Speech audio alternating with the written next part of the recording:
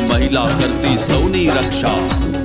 ભ્રૂણ હત્યાને બંધ કરીને શક્તિનું ગુજરાત બને રે. કિસાન વિકસે, વંચિત વિકસે, સૌની સાથે સૌ કોઈ વિકસે. વિકાસ દિવસ રાત, આ છે ગતિશીલ ગુજરાત. આ છે જોરદાર રજૂઆત, આ છે ગતિશીલ ગુજરાત, આ છે મહેનતની અવિરાત, આ છે ગતિશીલ ગુજરાત. વીજળી સૂર્ય કિરણથી જબકે જળની રેલમ છેલ છે સગળે. રસ્તા મકાન બંધો વિકસ્યા, ચેક ડેમ ને ખેત તલાવડી, રણને થંભાવીને ઊભા. શિક્ષણમાં અગ્રેસર સૌથી, ટેકનોલોજીમાં અવ્વલ નંબર. આધુનિકતાથી ઝળકે છે ભૂમિ આરળિયાત. આ છે ગતિશીલ ગુજરાત, આ છે ગતિશીલ ગુજરાત.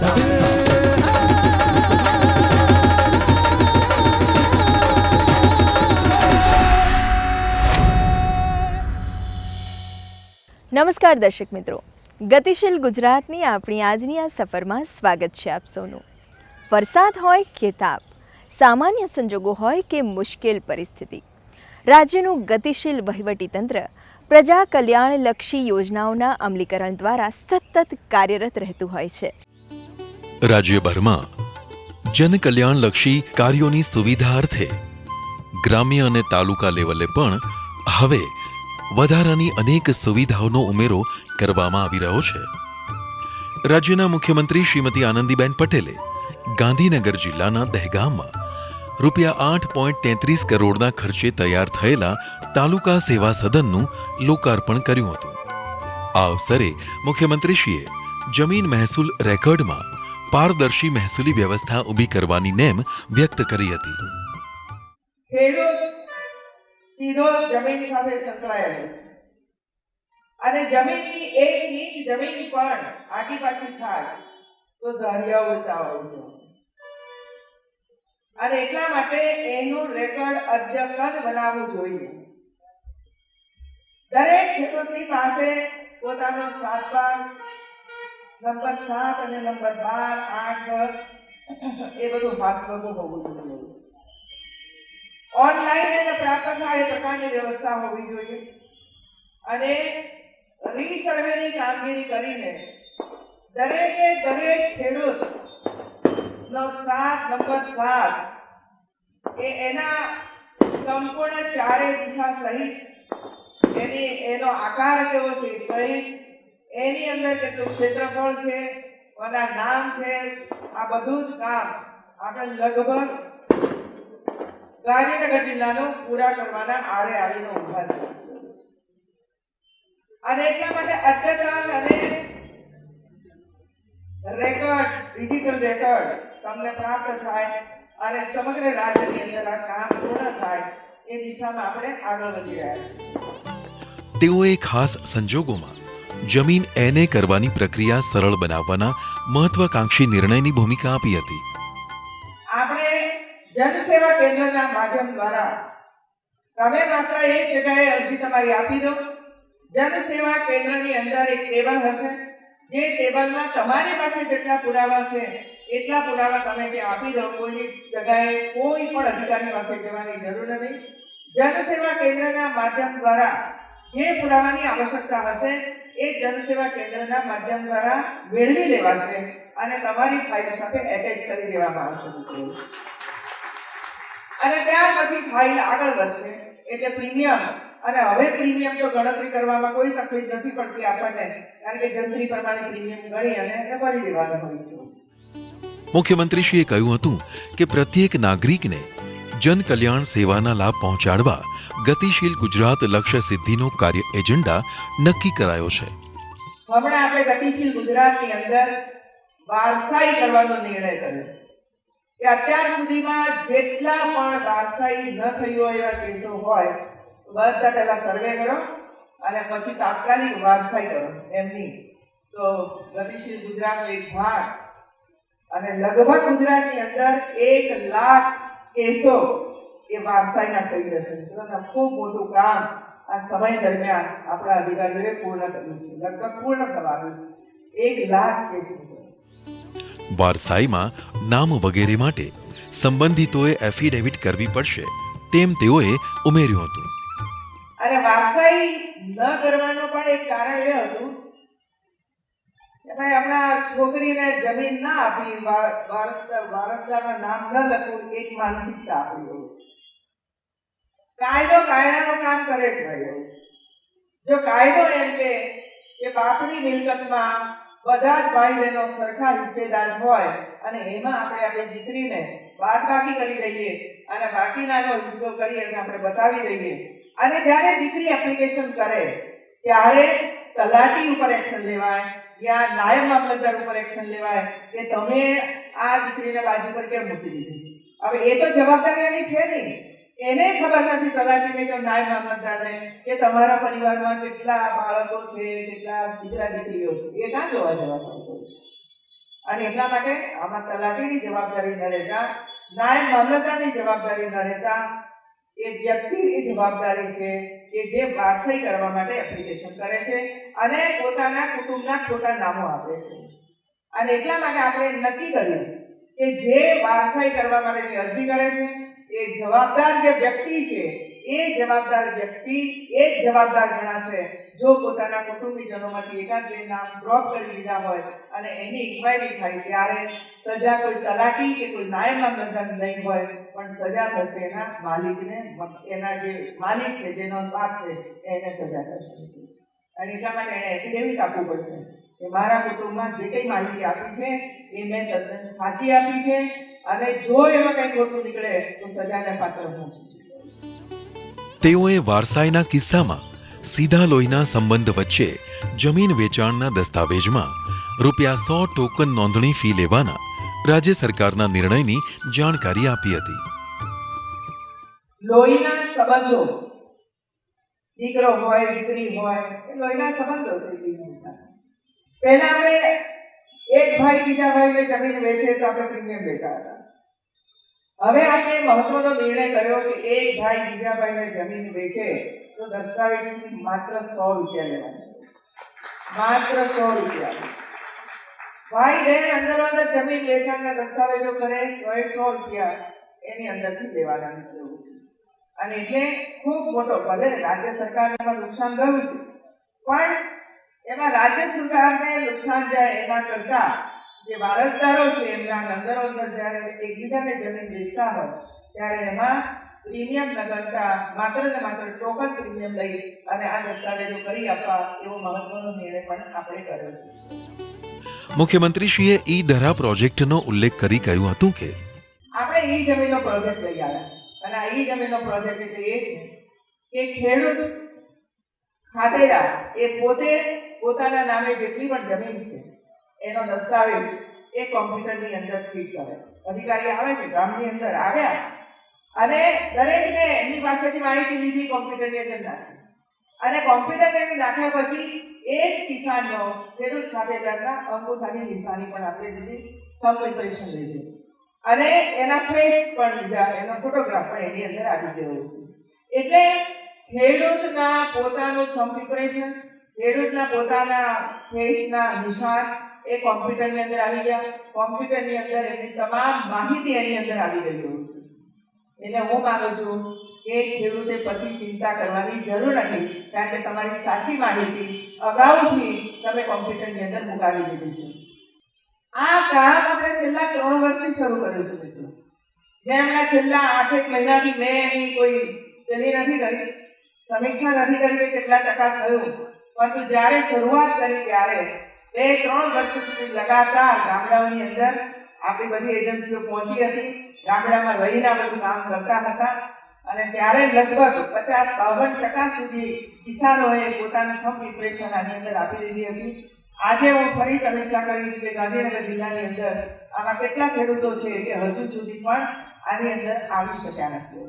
મારી તો આ બધાને વિનંતી છે કે હજુ પણ જે ગામની અંદર કેટલાક ખેડૂતો થંબ ઇમ્પ્રેશન આપ્યા વગર રહી ગયા છે એની યાદી બનાવી દેવી જોઈએ અને તલાટીના કામ સોંપવું જોઈએ. તલાટી એના ગામની અંદર જ, માનો કે 100 ખેડૂતો છે અને 100 ખેડૂતોમાંથી 80ના થંબ ઇમ્પ્રેશન આવી ગયા છે તો 20 બાકી છે, તો 20ના થંબ ઇમ્પ્રેશન લેવા માટેનો પ્રયાસ કરી અને એમની જમીનને બચાવવા માટેનો ભરપૂર પ્રયાસ આપણે બધાએ ભેગા મળીને કરવો જોઈએ, જેથી કોઈ સામાન્ય ખેડૂત, અભણ ખેડૂત કોઈ ગીરો માતા એની કોઈ જમીન આવી રીતે કોઈ બદમાશ પડાવી ન થાય એની ચિંતા આપણે સૌએ સાથે મળીને કરવી જોઈએ। મુખ્યમંત્રીશ્રીએ સમૂહ લગ્નના આયોજકોને ઘર ઘર ટોયલેટ યોજનામાં સહભાગી બનવા આહવાન કર્યું હતું। કે માની લો કે 100 પરિવાર તમને મળ્યા, 100 દીકરી 100 જોડા મળ્યા, તો આ 100 જોડાનો સર્વે પહેલો એટલો જ કરી લેજો કે દીકરી સામે જાય છે જેના ઘરે એના ત્યાં જાજરૂ છે કે નહીં, એના ત્યાં ટોયલેટ છે કે નહીં। અને જો 50 કુટુંબ એવા છે કે જેમના ત્યાં ટોયલેટ છે અને 50 કુટુંબ એવા છે કે જેમના ત્યાં ટોયલેટ નથી, તો આ ટોયલેટના દાતા શોધી શકીએ આપણે। ટોયલેટના દાતા તો દીકરી આખી જિંદગી ભર યાદ કરશે। મુખ્યમંત્રીશ્રીને વિવિધ સંગઠનો અને દાતાઓ તરફથી કન્યા કેળવણી નિધિમાં ચેક અર્પણ કરાયા હતા।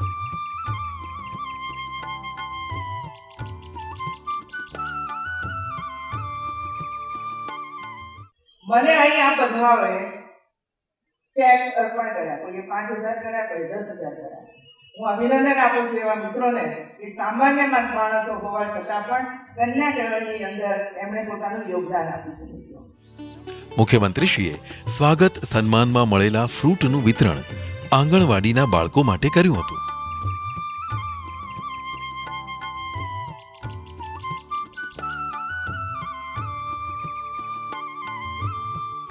માર્ગ અને મકાન મંત્રી શ્રી નીતિનભાઈ પટેલે રાજ્ય સરકાર નાનામાં નાની વ્યક્તિની તકલીફોનું નિવારણ કરી રહી છે એમ જણાવ્યું હતું।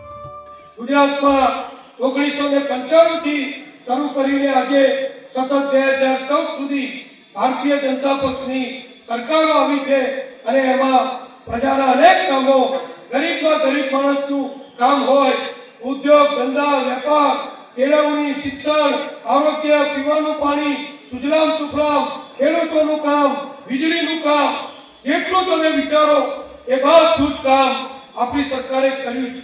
ત્યારે એને વધુ આગળ વધારવા માટે તાલુકા કક્ષાએ સારી કચેરી હોય, અધિકારીઓ, કર્મચારીઓ, હોદ્દેદારો, કાર્યકરો, સરપંચો, તલાટીઓ બધા જ સતત સારી રીતે કામ કરે એ માટે આ તાલુકા સેવા સદનનું આપણી સરકાર તરફથી નિર્માણ કરવામાં આવ્યું છે। સાંસદ શ્રી પરેશ રાવલ, પદાધિકારીઓ, અધિકારીઓ અને નગરજનો ઉપસ્થિત રહ્યા હતા। દર્શક મિત્રો, કાર્યક્રમમાં આગળ વધીએ તે પહેલા ગુજરાતના પવિત્ર યાત્રાધામો વિશેનો એક સંદેશ નિહાળીએ। मैं आ पहुंचा हूं अरावली पर्वत की गोद में और मां अंबे के चरणों में। यहीं धड़कता है मां अंबे का हृदय। जय मां अंबे।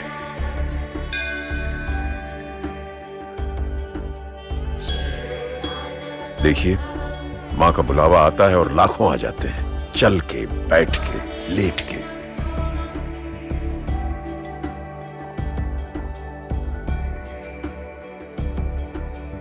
कुछ लोग यहां इसलिए आते हैं क्योंकि यह शक्तिपीठ है, और कुछ कहते हैं कि मां से मिलने के लिए भी कोई वजह चाहिए भला। आप भी आइए, यहां खुशबू है भक्ति की, प्रसाद की, खुशबू है गुजरात की। मिलेगा बहुत कुछ आशीर्वाद में। कुछ दिन तो गुजारिए गुजरात में। सिद्धपुर, दूर दूर से लोग आते हैं यहां पर दुनिया का सबसे कठिन काम करने, मां का श्राद्ध।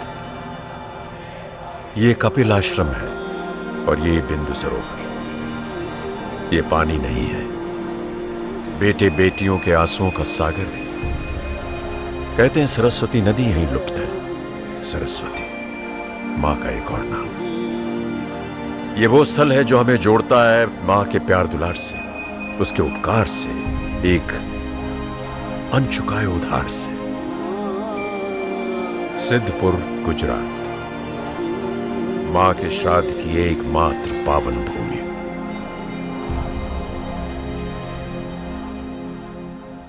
મિત્રો, વણથંભિયા વિકાસની રોશનીમાં સતત જગારા મારતા ગુજરાતમાં કંઈ કેટલીય ઘટનાઓ આકાર લેતી હોય છે। આવો નિહાળીએ આવી જ કેટલીક ઘટનાઓ સમાચાર સંક્ષિપ્તમાં। રાજ્યના મુખ્યમંત્રી શ્રીમતી આનંદીબેન પટેલે ગાંધીનગરમાં સેક્ટર 7 ખાતેની સરકારી શાળાની અચાનક જ મુલાકાત લીધી હતી.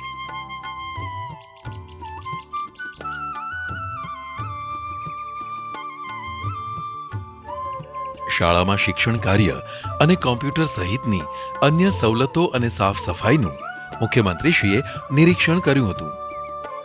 શ્રીમતી આનંદીબેન પટેલે શાળાના બાળકોને કોમ્પ્યુટરનું પ્રારંભિક જ્ઞાન અને તેના રોજબરોજના ઉપયોગની શીખ આપી હતી. તેમણે શાળા સ્વચ્છતા અને વર્ગખંડોની સાફ સફાઈ અંગે શિક્ષકગણ અને વિદ્યાર્થીઓને માર્ગદર્શન આપ્યું હતું.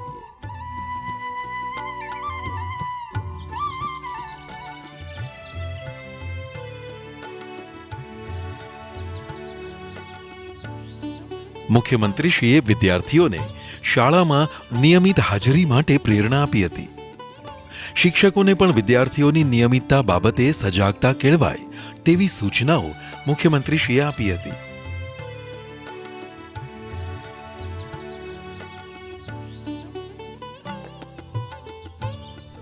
મુખ્યમંત્રીશ્રીની આ અચાનક મુલાકાતથી શાળા પરિવાર અને વિદ્યાર્થીઓએ સાનંદ, આશ્ચર્યની લાગણી અનુભવી હતી.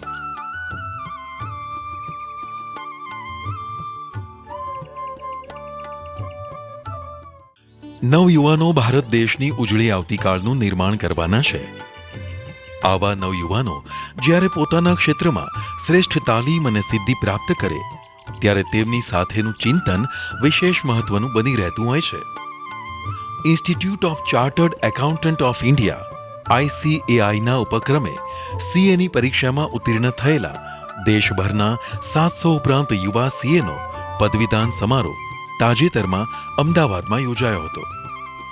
રાજ્યના મુખ્યમંત્રી શ્રીમતી આનંદીબેન પટેલે CAની પરીક્ષામાં ઉજ્જવળ દેખાવ દ્વારા દક્ષતા પ્રાપ્ત વિદ્યાર્થીઓને પદવી અને મેરિટ સર્ટિફિકેટ્સ એનાયત કર્યા હતા. મુખ્યમંત્રીશ્રીએ ICAIના લોગો અને મંત્રનો અર્થ વર્તમાન સંદર્ભમાં વિદ્યાર્થીઓને સમજાવ્યો હતો.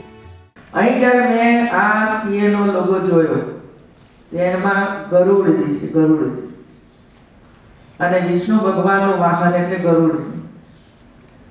અને એનાથી વધારે આનંદ એ થયો કે આ મુદ્રાલેખ અને ચિહ્ન આપવાનું કામ મહર્ષિ અરવિંદે કર્યું. આવા દ્રષ્ટિમાન, દ્રષ્ટિ સંપન્ન વ્યક્તિઓ, ઋષિઓ એ CAનો લોગો આપે તો એની પાછળનું એમનું કેટલું બધું દૂરદ્રષ્ટિ હશે, કેટલો વિચાર, ઉમદા વિચાર હશે કે તમારે આ નાણાકીય વ્યવહારોને બદલવા હોય તો ગરુડ જેવું બનવું પડે. જેમ ગરુડ આકાશમાં ઉડતું હોય છે તો આપણે તેમાં લાગે કે ઉડ્યા કરે છે, પણ એટલું ઉડતું નથી. જોડે જોડે જમીન ઉપર નજર પણ રાખે છે અને કાંઈ પણ જમીન ઉપર દેખાય તો તરત જ એને પકડી પાડે છે. એમ CAની બાજ નજર આવી હોવી જોઈએ કે કાંઈ પણ અંદર અજુગતું દેખાય તો તમારી બાજ નજરથી એને પકડી પાડવાનું કામ CAનું છે.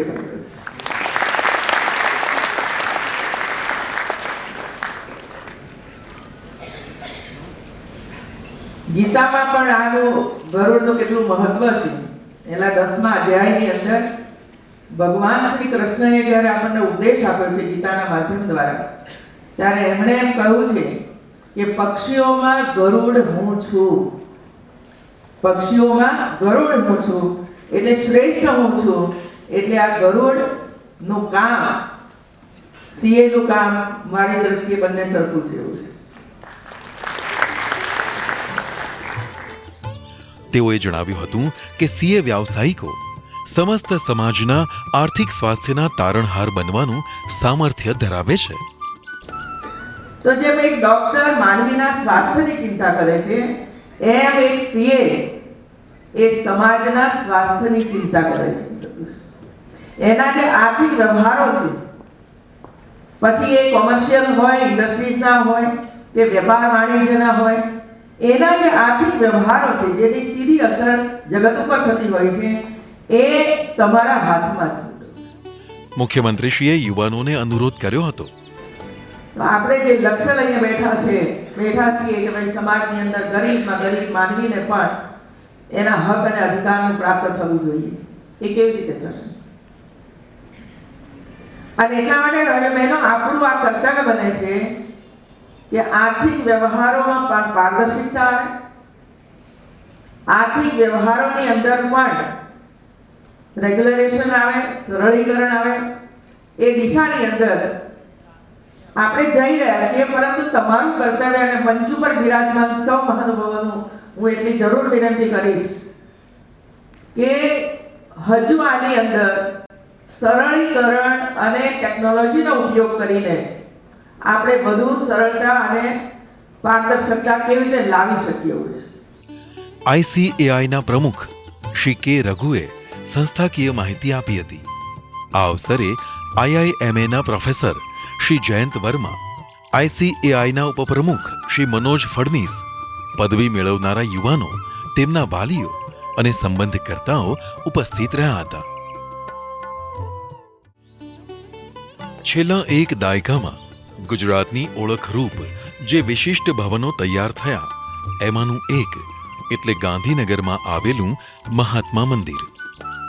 ગુજરાતના તત્કાલીન મુખ્યમંત્રી શ્રી નરેન્દ્રભાઈ મોદીએ મહાત્મા મંદિરના નિર્માણનું સ્વપ્ન સેવ્યું હતું અને આજે મહાત્મા મંદિર દેશ વિદેશમાં ગુજરાતની ઓળખ બની રહ્યું છે. ગુજરાતમાં કરોડો રૂપિયાના રોકાણો ખેંચી લાવનાર વાયબ્રન્ટ સમિટ સહિતના વિકાસ ઉન્મુખ અનેક સેમિનાર અને સમારોહ મહાત્મા મંદિરમાં યોજાય છે. મુખ્યમંત્રી શ્રીમતી આનંદીબેન પટેલે મહાત્મા મંદિરના સોલ્ટ માઉન્ટ સહિતના દ્વિતીય તબક્કાના ફેઝ 2નું નિર્માણ કાર્ય આગામી 15 ડિસેમ્બર 2014 સુધીમાં પૂર્ણ કરવા સંબંધિત તંત્રો અને વિભાગોને માર્ગદર્શન આપ્યું હતું. શ્રીમતી આનંદીબેન પટેલે તાજેતરમાં 2 કલાક સુધી મહાત્મા મંદિરના સમગ્ર પરિસર અને ફેઝ 2ના નિર્માણાધીન કાર્યોનું બારીકાઈથી નિરીક્ષણ કર્યું હતું.